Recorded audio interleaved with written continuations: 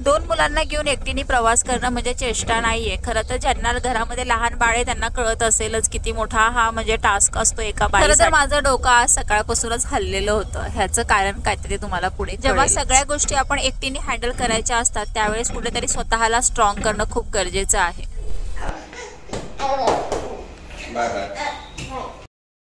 आजची सकाळ नेहमीप्रमाणे नव्हतीच. सकाळचं काम तर आवरलं, पण डोक्यामध्ये सतत येणारे विचार.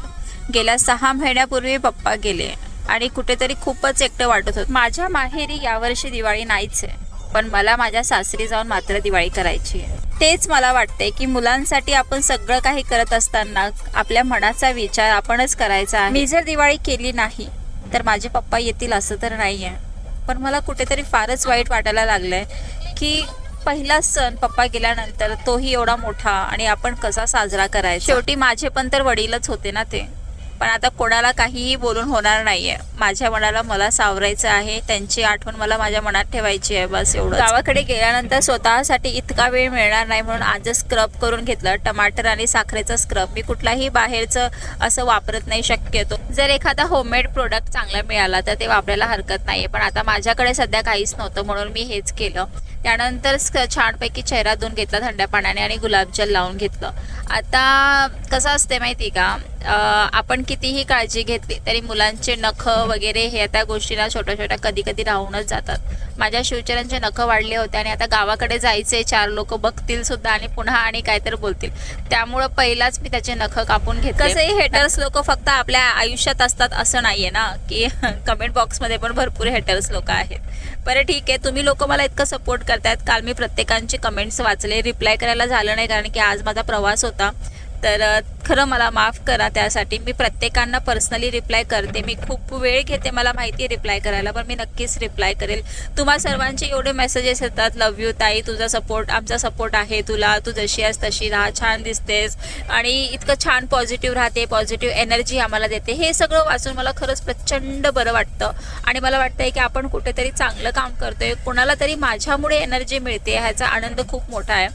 तर ठीक आहे, आता काय झालं माहिती का, माझ्या मिस्टराला इतका तर अनुभव आला आहे की नम्रता सगळं काही हँडल करू शकते, पण ॲक्च्युली नम्रताच्या डोक्याचं केवढा भाजीपाला होतोय हे फक्त नम्रतालाच माहिती आहे. कारण नाही म्हणजे किती पण आपण स्ट्रॉंग राहण्याचा प्रयत्न केला तर आपण मेंटली स्ट्रॉंग राहू, पण तर फिजिकली आपण तितक्या स्ट्रॉंग नसतोय मुळात. माझा मुलगा मला किती दमवतोय हे फक्त माझ्याच जीवाला माहिती, कारण मी सगळ्या गोष्टी सोशल मीडियावरती नाही शेअर करत आणि माझ्या काही स्पेशल मुमेंट्स असतात तेच मी शेअर करते जे तुम्हाला शेअर करण्यासारखे असतात. ठीक आहे, आता काय करणार ना, काही गोष्टी स्वतःला पण हँडल करायच्या असतात. आता त्याला काय पर्याय. खरं तर मला या वर्षीच्या दिवाळी सणाचं काहीही कौतुक नाहीये, पण आमच्या घराची पहिली दिवाळी आहे त्या निमित्ताने मी जाते.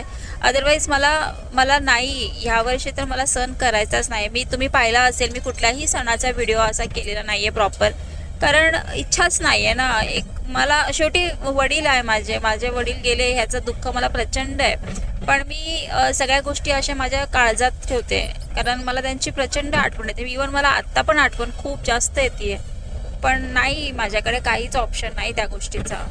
ठीक आहे, मनाला स्ट्रॉंग करायचं आणि सगळ्या गोष्टी करायच्या. स्वामी महाराजांना म्हटलं, बाबा आजचा प्रवास होऊ दे चांगला, एकटीला करायचा आहे, तो पण नवीन शहर आहे, बस पण नवीन असणार आहे, कसा अनुभव असेल माहिती नाही आहे. आणि घरातली देवपूजा वगैरे केली, घरातलं सगळं आवरलं, सकाळीचं स्वयंपाक वगैरे सगळा, भांडी कुंडी सगळं घासलं, दिवा वगैरे लावला आणि बाहेर पडले. का तर मुलांसाठी खायला प्यायला घ्यायचं राहिलंच होतं.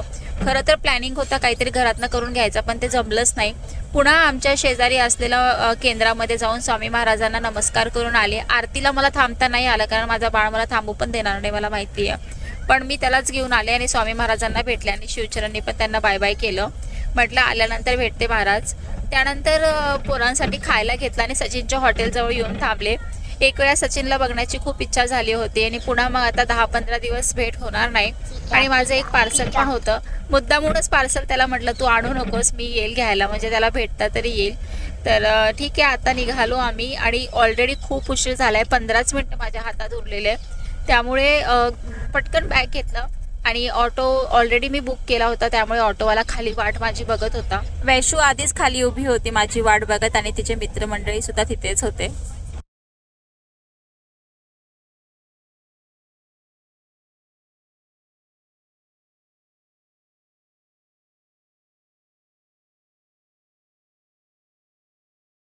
ऑटोमध्ये बसलेली असताना सचिनचा कॉल आला की जर निघाली नसेल तर मी तुला सोडायला येतो. तर मी म्हटलं असू दे, आता काय नाही, दिवसभर तू नाही म्हटलंस आणि आता मी निघाले, ठीक आहे असू दे म्हटलं.